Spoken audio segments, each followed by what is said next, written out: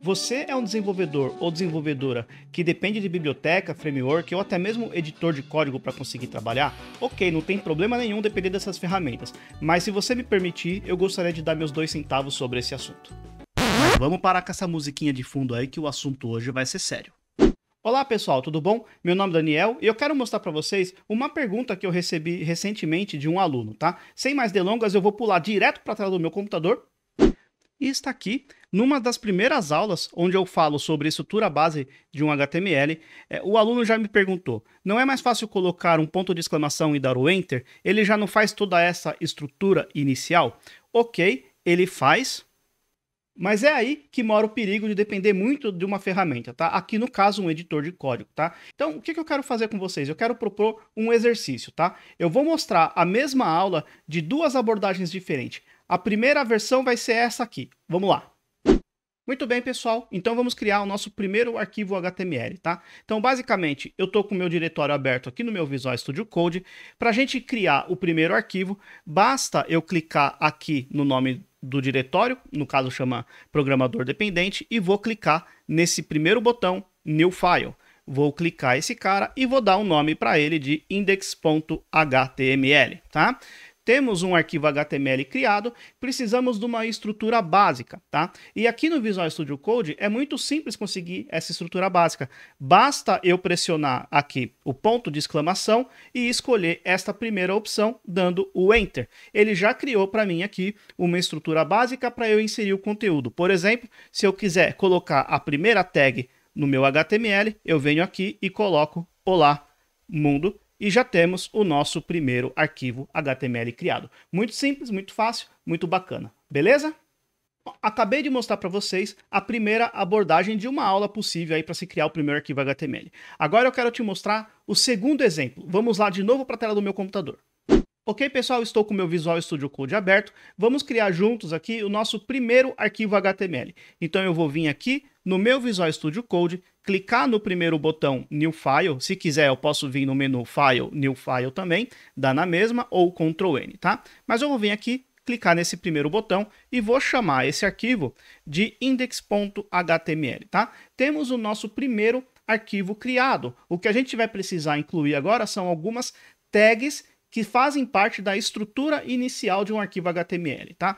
A primeira tag, que nem deveria ser chamada de tag, mas sim de uma declaração, é a declaração doctype. Esta declaração indica para o browser qual que é a versão do HTML que a gente está trabalhando, tá? No caso do HTML5, o doctype é muito simples. Basta eu colocar na primeira linha, aqui, sinal de menor, exclamação, doctype, olha só. Vou escrever doctype, espaço HTML e fecho aqui. Pronto. Temos a declaração doctype que vai indicar para o browser que a gente está trabalhando com a versão HTML5. Bacana?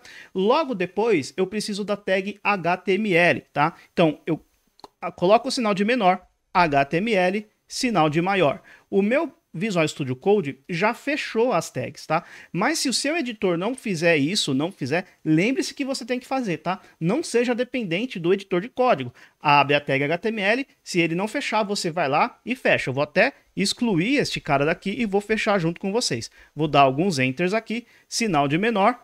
Como eu quero fechar, eu coloco uma barra, aqui, uma barra, e ele já fechou ali para mim, tudo bem, eu vou deixar ele fazer. Mas repare, eu coloquei sinal de menor, barra que vai indicar que é o fechamento daquela tag, HTML e sinal de maior, tá? Aqui dentro do HTML, eu tenho duas seções obrigatórias.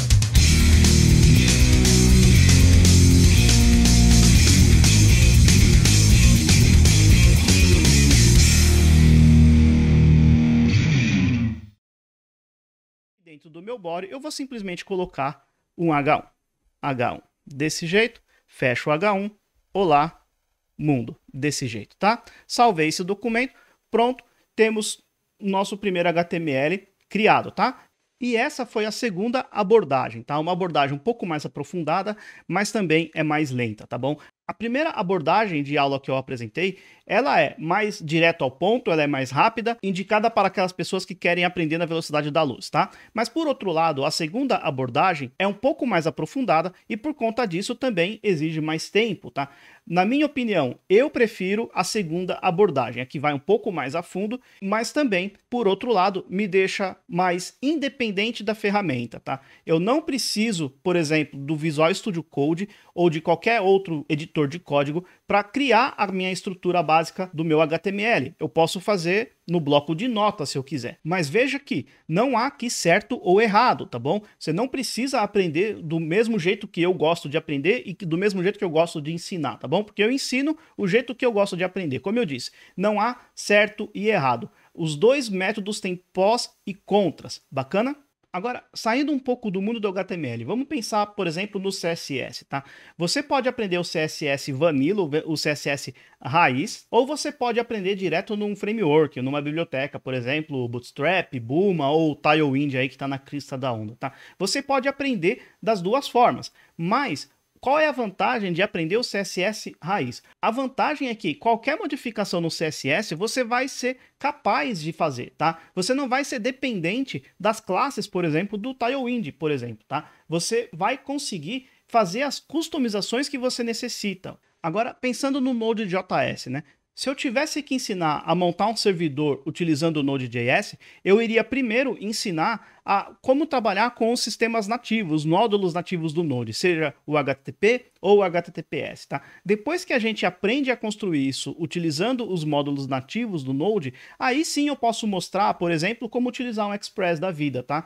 Por quê? Porque o Express foi criado a partir desses módulos nativos, seja o HTTP e seja o HTTPS, ok? Então você precisa ter esse conhecimento prévio para quê? Para você não ser dependente do Express. Por exemplo, estou aqui citando o exemplo de Node.js, tá? Mas você não precisa ser dependente do Express. Se amanhã o Express se torna obsoleto ou por qualquer outro motivo, você vai continuar trabalhando na sua aplicação. Você não depende do Express para nada. Mesmo porque uma coisa que não pode deixar acontecer é pensar o seguinte: ah, se o Express não fornece suporte a essa tecnologia, então eu não sei como fazer. Ou, se não tem nenhum framework de mercado que resolve esse meu problema, então não dá para fazer, é impossível. Isso não pode acontecer, você não deve pensar dessa forma. Se o Express ou qualquer outro framework não resolve o seu problema, você deve ser capaz de você mesmo desenvolver a sua solução.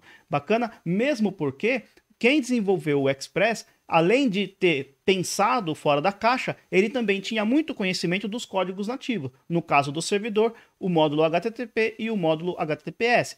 Porque o módulo Express, o pacote Express, não é nada mais, nada menos do que uma simples abstração desses outros módulos nativos. É uma capa em volta desse HTTP e do HTTPS. Então, a lição que eu quero passar para vocês é a seguinte: não seja dependente de nenhuma dessas ferramentas, tá? Seja livre para fazer o seu próprio código, independente se já existe uma ferramenta que faça isso ou não. Muito obrigado por ter chegado até o final. Se você gostou desse vídeo, peço aí que deixe o like para mim. Se não gostou, deixa o dislike também e coloca nos comentários o que você achou, tá? Isso é muito importante para mim, pessoal. Eu quero saber a sua opinião, o que você acha desse meu ponto de vista, que é muito particular, muito pessoal meu, mas eu quero saber o seu ponto de vista. De repente, o meu ponto de vista não é o ponto de vista da maioria, ou seja, as pessoas querem aprender de forma mais rápida possível e indo direto ao ponto, tá? Ok, tudo bem, tranquilo. Quero muito saber a sua opinião. Bacana? É isso aí, um forte abraço e até o próximo vídeo. Até lá!